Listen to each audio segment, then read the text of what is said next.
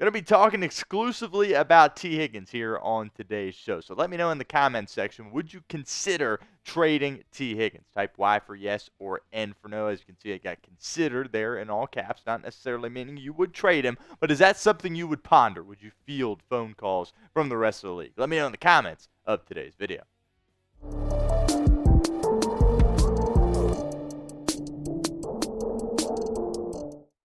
What's going on, Bengals fans? Stone Shields on hand for another edition of Bengals Breakdown. We are going to be talking about the fallout from Tee Higgins getting franchise tagged yesterday here on today's show. Obviously, the fan base has kind of reacted different ways to it. Members of the local media, the national media, and of course some trade rumors that have kind of spun off this as well. Going to be touching on all that here on today's show. But if you missed the news yesterday, Tee Higgins has been franchise tagged for the second consecutive year.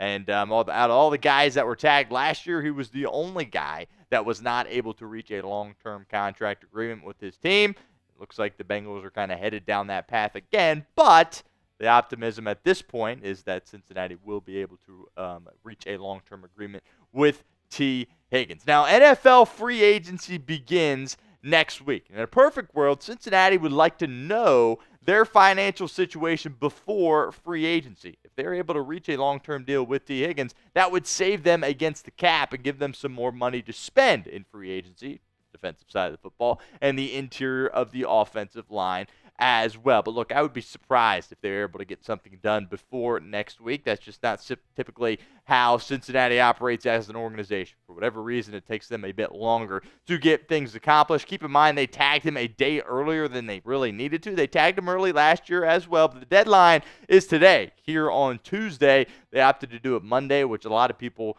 are kind of inferring that was because the Bengals and Tee Higgins are still very far apart in terms of what an agreement looks like. Then there's the July 15th deadline.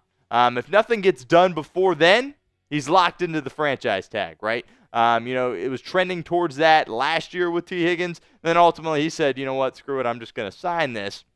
I'm going to go out there, I'm going to limit the distractions, I'm going to go into camp. Now, if it gets into the summer, June, July, and this thing still hasn't been done, it's nearing the point in which you need to kind of press the panic button if you're the Cincinnati Bengals. No reason Tee Higgins should play under the tag yet again. If that is the case, you can kiss, him being a Cincinnati Bengal for the long term. That idea, you can kiss it goodbye, because this would just kind of push him over the edge, treating him the way that, they have over the past couple of seasons. Nobody wants it to come to that, right?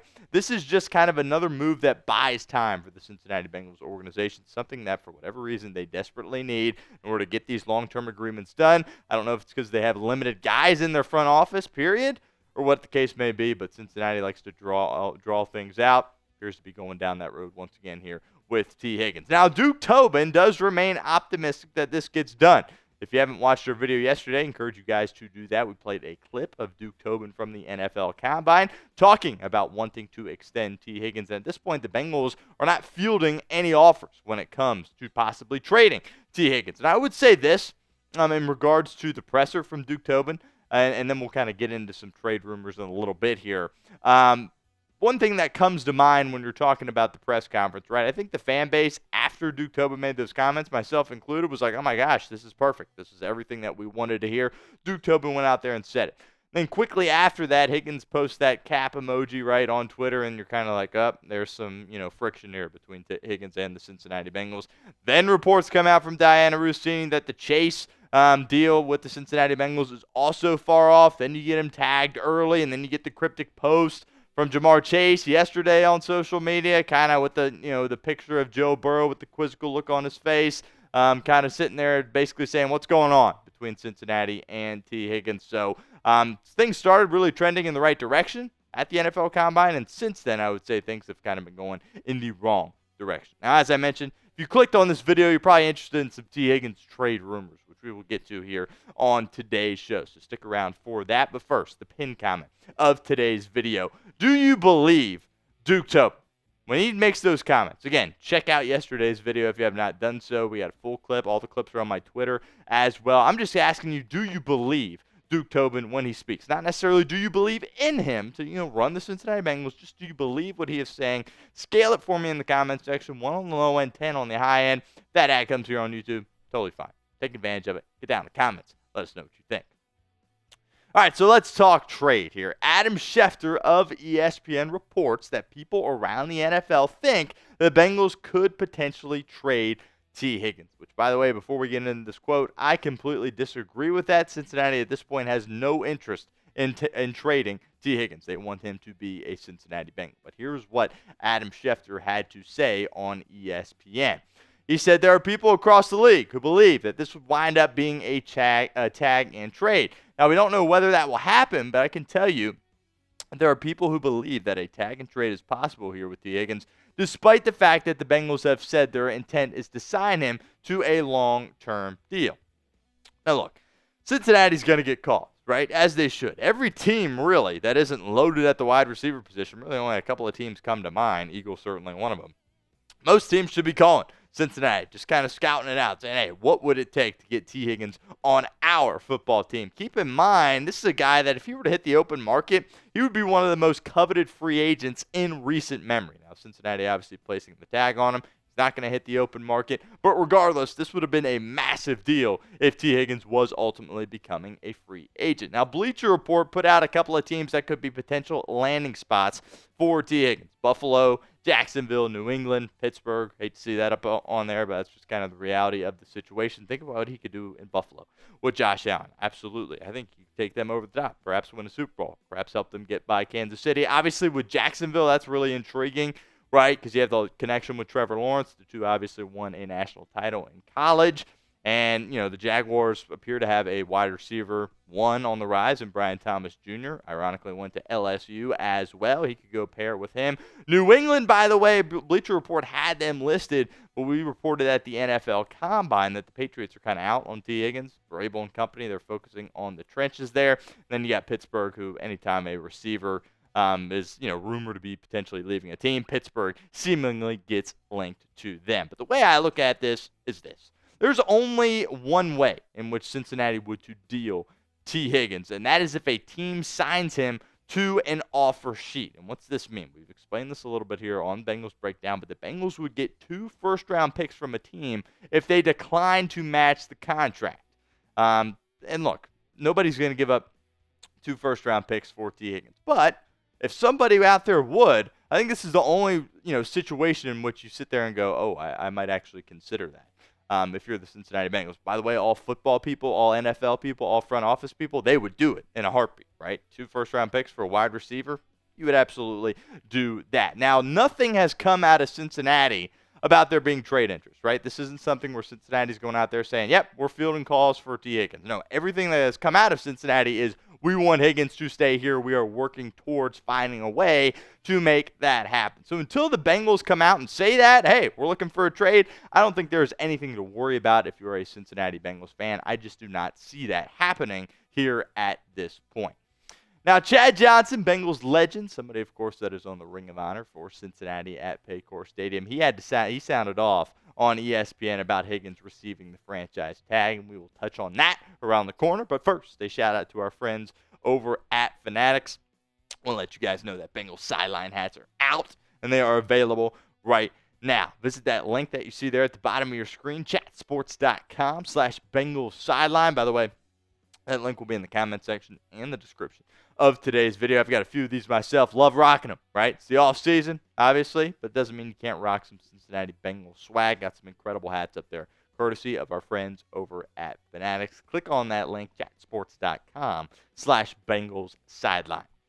All right, here's what Ocho had to say, ironically, on ESPN as well in regards to Tee Higgins receiving the franchise tag for a second consecutive year.